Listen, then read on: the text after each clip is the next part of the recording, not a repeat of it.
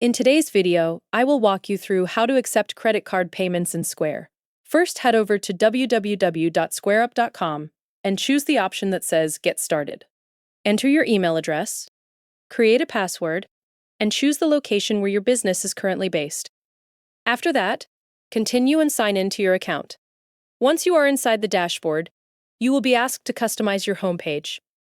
Select what your business primarily sells. You can choose categories like food, retail goods, sports, home repair, professional services, or another option. After selecting the category, enter a little more information about your business and continue until you reach the main dashboard. If you want to accept payments in person, you can set up a Square card reader. You can also download the Square POS application to connect your card reader and enter payment information from there. Inside the dashboard, go to the setup guide at the top of the page and complete the account approval process. Click on the option to finish getting approved to accept payments. From there, select your country and add the required business and identity information. Once the verification is completed, return to the dashboard. To start receiving payments online, hover over to the Take a Payment button inside your dashboard and click on it. Then choose the option to send a payment link. Next, choose the purpose of the payment link. You can select options like taking a payment, selling an item, selling an event or class, or accepting a donation. For this example, select Selling an Item and continue. Now you can customize the payment page. Create your first item by entering the item name, the price, and a description if you want.